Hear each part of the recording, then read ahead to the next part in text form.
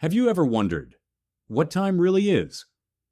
What if I told you that time, something we all take for granted, doesn't flow the same way across the universe? In fact, in deep space, time can move faster or slower, depending on where you are and how fast you're moving. It sounds like science fiction, but it's real, and it's been proven. Welcome to a journey into one of the most mind-bending truths of our universe. Why time works differently in space. Let's slow down for a moment and ask a question most of us never truly consider. What is time, really? We live by it. We measure our entire lives with it, from the moment we're born until our final breath. Seconds become minutes. Minutes become hours. Hours shape our days. But we never see time. We can't hold it. We can't stop it. So, is time even real? To most people, time feels like a constant flow, a river that never changes direction. You wake up, you go to work, you grow older, and time marches forward. It feels natural, inevitable. But in physics, time is something much stranger. In the early 20th century, Albert Einstein shattered the classical view of time. Until then, scientists believed time was the same for everyone, no matter where you were or how fast you were moving.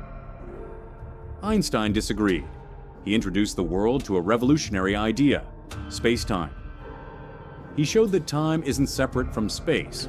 It's part of a single four-dimensional structure. In other words, the universe doesn't just have height, width, and depth.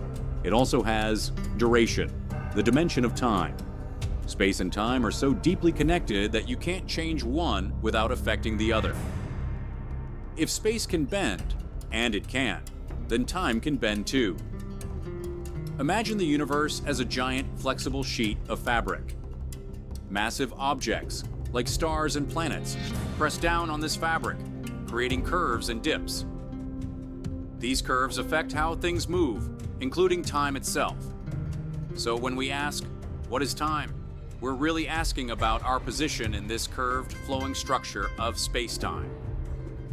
Time, as we experience it, is a product of where we are and how fast we're moving through this cosmic fabric. And that's where things start to get strange. Because out in the vastness of space, time doesn't behave the way it does here on Earth. It can speed up, slow down, and even, under the right conditions, nearly stand still. Time is not universal. It's local. It depends on your environment, your motion, and the gravitational forces around you. And that changes everything. Einstein's theory of relativity has two main parts: special relativity, which deals with motion, and general relativity, which includes gravity. According to special relativity, the faster you move, the slower time flows, relative to someone at rest. Let's say you were on a spaceship traveling at 90% the speed of light. To someone watching from Earth, your clock would appear to tick slowly. But for you on the ship, everything would feel normal. That's the bizarre power of time dilation. Now add gravity. General relativity tells us that massive objects like planets, stars, and black holes curve space-time, and that curvature affects time. The stronger the gravitational field, the slower time moves. This has been tested and confirmed again and again. You might be thinking, okay, cool theory, but is it real? Yes, very real. In 1971, scientists ran a groundbreaking experiment known as the Hayflick-Keating experiment. They placed atomic clocks on airplanes and flew them around the world. When they returned, those clocks were slightly behind the clocks left on the ground, just as Einstein predicted. Even today, our GPS satellites in orbit experience time slightly faster than clocks on Earth. If we didn't correct for this every day, your Google Maps location would be off by miles.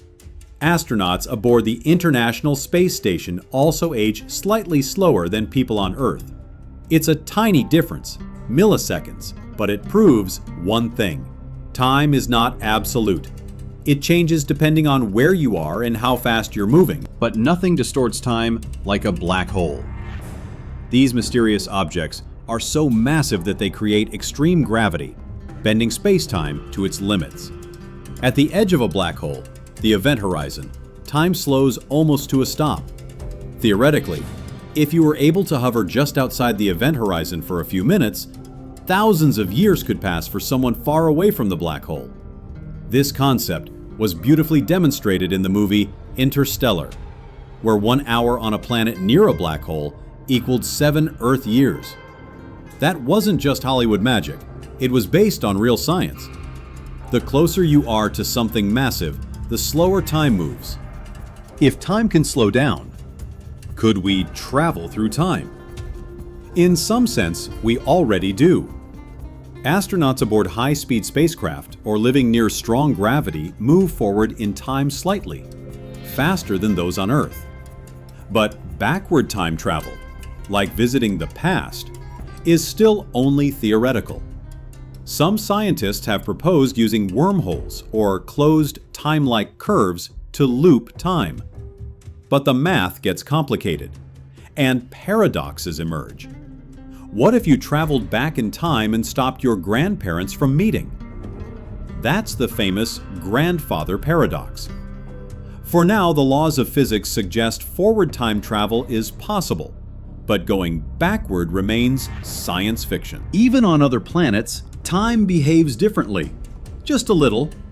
On the Moon, where gravity is weaker, time ticks faster than on Earth.